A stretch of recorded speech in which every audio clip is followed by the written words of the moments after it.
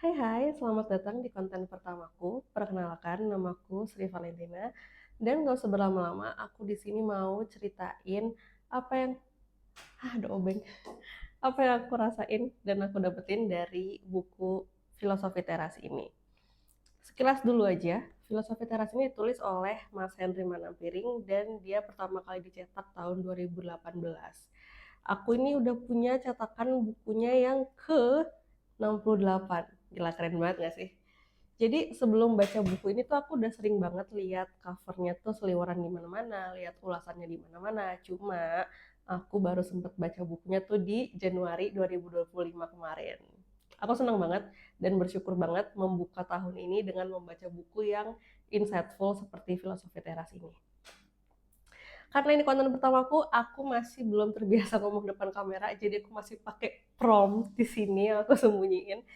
Tapi semoga kontennya tetap bisa dinikmati dan tetap jelas dicerna. Itu ya. Nah, sebelum kita beralih lagi ke tunggu ya, kok macet. Salah.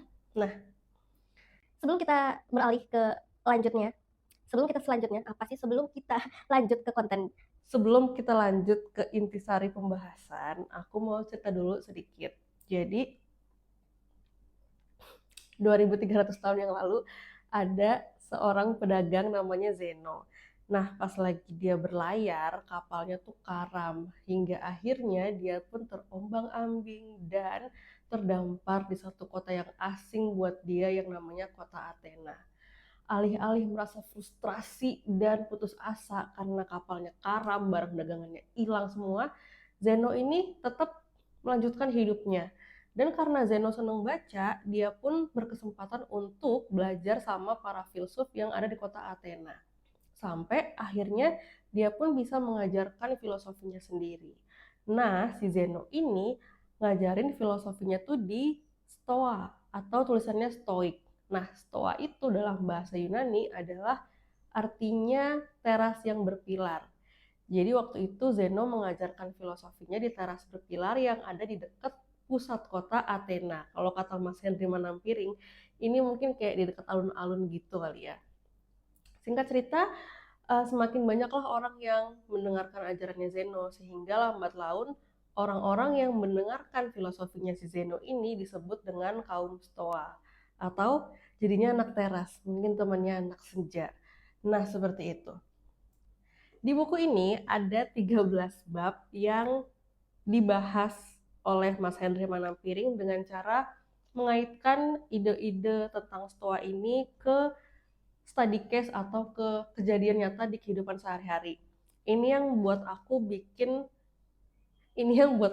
ngerasa bahwa buku ini tuh relate banget. Jadi ide-ide filosofinya tuh nggak ngawang tapi berasa banget dan deket banget dan bisa banget diaplikasikan, yang mana menjadikan buku ini sangat praktikal. Miliki. Jadi langsung aja ya, kita ke 3 hal yang menurutku kenapa aku ngerasa buku ini tuh valuable banget buat dibaca. Yang pertama adalah dikotomi kendali. Dikotomi kendali, pakai apa sih? Kalau angka pertama satu, dikotomi kendali. Dikotomi kendali itu kayak memisahkan hal yang di bawah kendali kita dan hal yang di luar kendali kita. Jadi misalnya kalau contoh hal yang di bawah, yang di luar dulu deh, hal yang di luar kendali kita itu kayak keluarga tempat kita lahir, terus opini orang lain terhadap kita, sama hasil usaha yang kita lakukan. Sedangkan kalau hal yang di bawah kendali kita adalah gimana sih sikap kita terhadap keluarga tempat kita lahir, terus gimana respon kita terhadap opini orang yang enak ataupun nggak mengenakan tentang kita, sama usaha apa yang kita pilih buat lakuin despite of the result. Ya nggak mikirin resultnya, pokoknya usahanya kita lakuin aja, kayak gitu.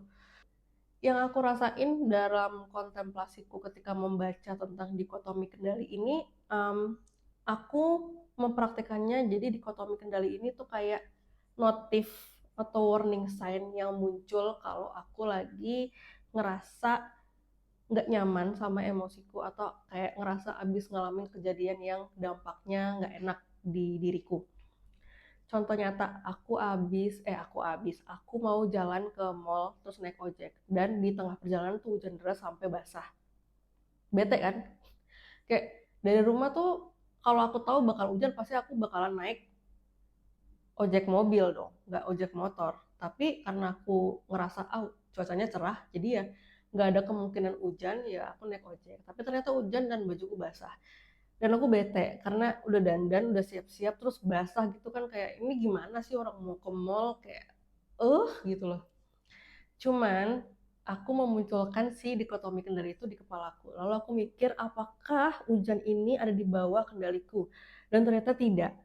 Jadi mau aku bete sampai jungkir balik, sampai guling-guling, sampai apapun nggak bakal ngerubah cuaca dan nggak bakal bikin bajuku jadi kering. Tapi yang bisa aku lakuin yang di bawah kendaliku adalah gimana aku menyelesaikan problem baju yang basah ini supaya tetap bisa ke mall dengan happy. Kan aneh ya kalau ke mall baju basah, at least dingin lah, nggak usah mikirin malu tapi dingin gitu kan. Ya udah akhirnya aku tetap masuk mall, lalu aku melipir ke toko baju terdekat dan aku beli kaos baru dan kebetulan harganya diskon. Win-win banget gak sih?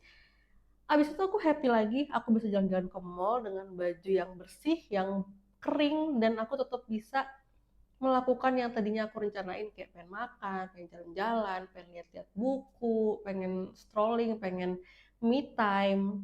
Itu semua bisa dilakukan lagi. Tapi bayangin kalau tadi aku abisin waktu aku buat bete, buat ngurusin hal yang gak ada dalam kendaliku, pasti akan beda jauh hasilnya. Terus poin yang kedua adalah premeditatio malorum. Aku suka salah ikat. Jadi artinya itu kalau di bahasa Inggrisin adalah premeditated evil. Jadi kan manusia itu, nggak usah manusia deh, aku tuh punya tendensi mikirin hal-hal yang gak bagus gitu, kayak overthinking. Terus kalau ngebayangin sesuatu tuh pasti mikirnya yang kemungkinan terburuknya, terjeleknya, sehingga itu bikin aku jadi terkadang tersering takut untuk ngelakuin hal-hal baru atau hal-hal lama yang karena mikirnya bakal kayak antar bakalan flop juga, antar bakalan gak berhasil juga, antar bakalan bikin malu juga, antar bakalan begini begitu begini begitu. Ternyata ini bukanlah hal yang baru. Sejak zaman dahulu pun manusia juga udah punya tendensi untuk overthinking dan memikirkan skenario terburuk dalam hidupnya. Kalau kata Marcus Aurelius, pikirkanlah hal-hal buruk yang mungkin terjadi. Jadi berlawanan sama motivator yang biasanya kita harus memikirkan hal positif dan membuang perasaan negatif atau pikiran negatif. Tapi enggak. Di sini Stoa ngajarin kita untuk ngambil sudut pandang bahwa kalau misalnya kita pun udah mikirin hal yang terburuk yang bisa terjadi, nantinya kalau hal ini kejadian, ya itu bukan hal yang mengejutkan karena kita udah mikirin itu. Jadi kalau misalnya kayak kita mikir hari ini bakal sial nih, ntar gue bakalan kalau presentasi nggak ada yang dengerin atau nggak malah tambah banyak tugas. Abis itu ntar kalau makan pesen online salah pilih, salah kirim, kayak gitu gitulah. And then ketika itu beneran terjadi, kita bakalan kayak udah kepikiran juga atau malah kayak cuman kan. Tapi kalau itu nggak kejadian, kita bakal ngerasa kayak ternyata hari ini nggak sial ya, ternyata hari ini baik juga, ternyata presentasi tadi lancar, ternyata yang makanan gue pesen online tadi tuh nggak salah kirim. Seperti itu. Jadi cuman ya gue nyebelin gak sih? Cuma ya kadang kan kita sepakat gak sih kalau misalnya pikiran-pikiran yang buruk itu tuh bikin bad mood ya, bikin bete, jadinya kayak nggak semangat gitu ngejalanin apa-apa. Nah, Mas Henry Panampiring di buku ini tuh ngasih tools yang bisa kita pakai, yaitu STAR, bintang. STAR itu adalah akronim dari Stop, Think and Assess, dan Respond. Jadi praktikalnya tuh gimana? Kalau misalnya kita lagi ngalamin kejadian yang nggak mengenakan atau lagi overthinking berlebihan, ketakutan berlebihan, coba kita stop dulu, ambil jeda sejenak, bisa dengan keluar ruangan, melihat objek lain, atau mengatur napas, stop dulu, kita detach dari si overthinking tersebut, lalu think and assess. Kita pikirin, emangnya ketakutanku tuh rasional nggak sih? Ini tuh bener nggak sih? Terus kita panggil si dikotomi kendali. apakah ketakutanku itu berdasar dari hal yang bisa aku kendalikan atau berdasar dari hal yang nggak bisa aku kendalikan. Kalau ini berdasar dari hal yang bisa aku kendalikan, maka aku bisa bikin planning gimana caranya supaya hal ini tuh terminimalisir gitu kemungkinan terjadinya. Tapi kalau misalnya ini berasal dari hal yang nggak bisa aku kendaliin, maka aku nggak punya cara lain selain untuk pasrah dan mengerjakan apa yang bisa aku kendalikan. Lalu outputnya adalah respon. Nah, si respon itu bisa kita ekspresikan dalam bentuk aksi, tindakan sama aksi sama ya. Tindakan atau perkataan atau sekedar afirmasi dalam hati. Jadi harapannya si respon ini adalah hal yang lahir dari pemikiran kita yang rasional, bernalar, penuh pertimbangan, gak terburu-buru dan gak terbawa emosi, serta bertujuan untuk kebaikan ke depannya. Jadi kenapa STAR itu menurutku tools yang sangat simple, karena kita tinggal mikirin itu aja. Misalnya lagi overthinking, oke, kita start dulu, kita berbintang-bintang dulu, kita stop dari overthinking itu, terus kita mikirin ini tuh masuk akal nggak sih ketakutan gue, ini tuh bener nggak sih, ini tuh under my control nggak sih.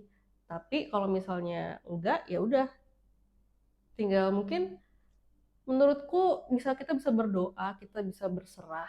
Kalau misalnya ini under kendali kita yang kita takutin, kita bisa recheck. Kayak misalnya takut mau presentasi atau pitching depan klien.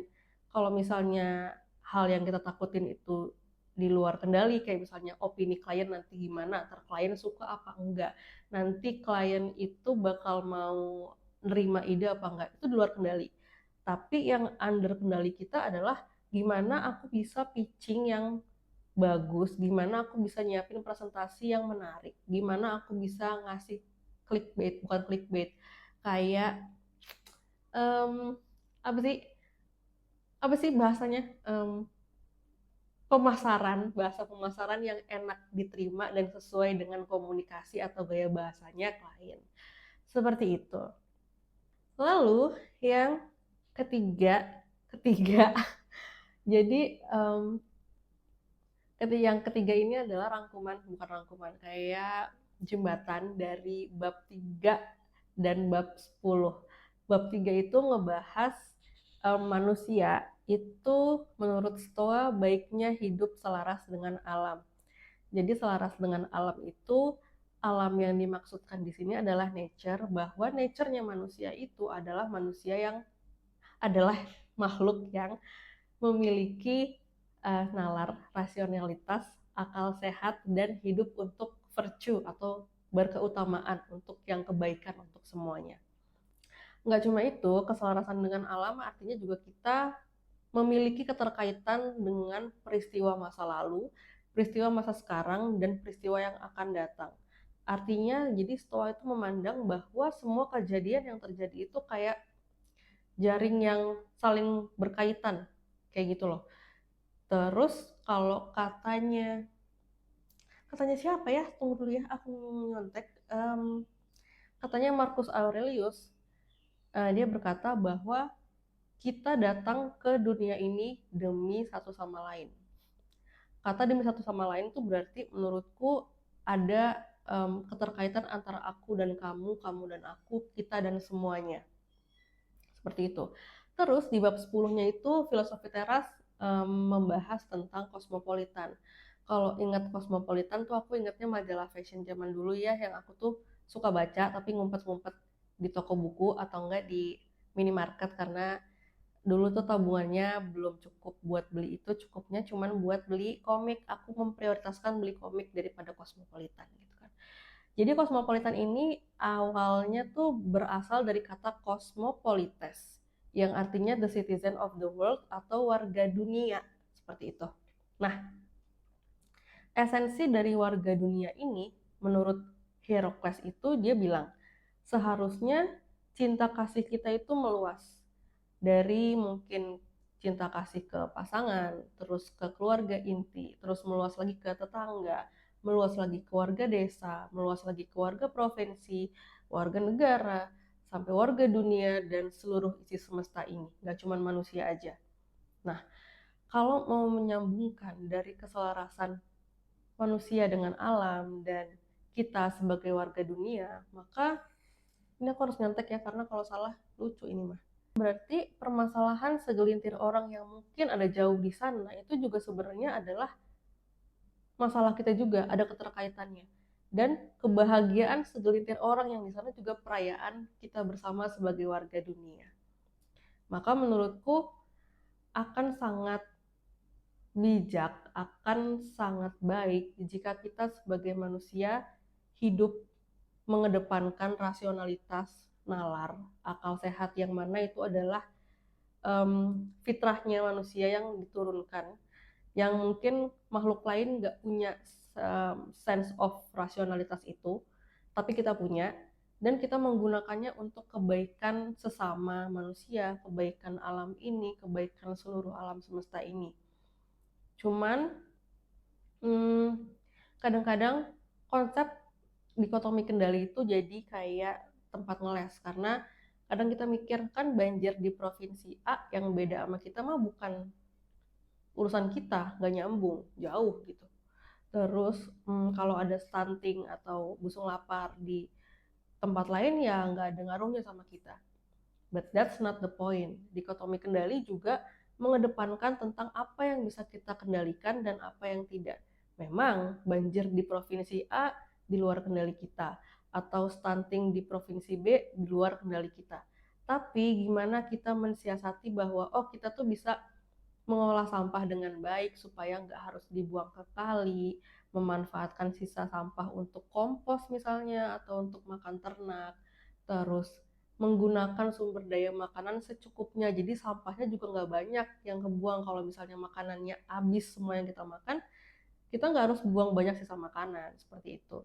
Terus memastikan keluarga kita tercukupi gizinya dengan baik, sehingga dia nggak perlu sakit-sakitan tuanya, atau besarnya tuh nggak perlu sakit-sakitan, karena kan kayak sekarang banyak banget aku dengar usia masih muda tapi udah kena diabetes, udah kena ginjal, yang mana sebenarnya itu bisa kita cegah penyakit-penyakit yang bukan ya udah aja gitu, lo tiba-tiba lahir sakit gagal ginjal atau tiba-tiba lahir sakit diabetes, kan enggak seperti itu. Walaupun memang ada kecenderungan yang produksi insulinnya kurang, tapi most of the times menurutku itu adalah hasil dari lifestyle yang tidak berdasarkan rasionalitas dan akal sehat. Karena kalau dipikir emang masuk akal ya kalau sehari minum kopi 3 kali, terus kopinya yang gula-gula semua lagi, kopinya yang kayak creamy-creamy, kan sebenarnya mah enggak. Itu cuman keinginan lidah seperti itu. Jadi apa yang kita lakuin buat tubuh kita, buat kesehatan kita, buat rumah kita, menurutku secara tidak langsung kalau berbalik ke konsep tadi, itu akan ada pengaruhnya untuk satu sama lain.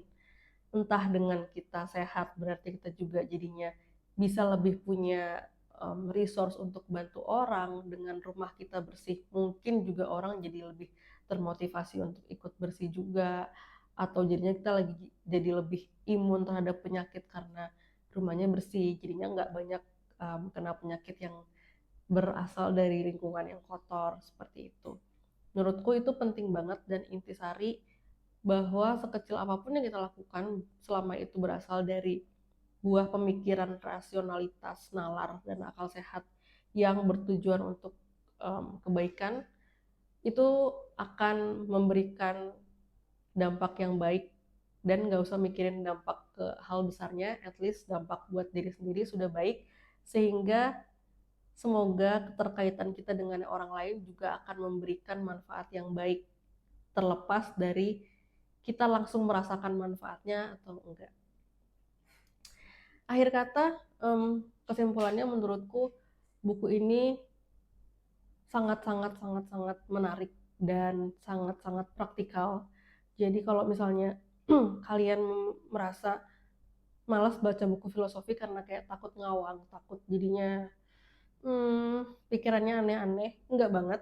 Justru buku ini bantu aku melewati hari-hari dan ketidaknyamanan hidup sehari-hari dengan pemikiran yang simple kayak tadi dikotomi kendali, kayak tadi toolsnya yang diceritain Mas Henry Manampiring si STAR itu, terus bahwa sekecil apapun yang aku lakukan itu sebenarnya tetap baik gitu selama itu didasarkan untuk kebaikan dan didasarkan dengan akal sehat kayak gitu. Jadi recommended banget buat kamu yang lagi nyari buku bacaan.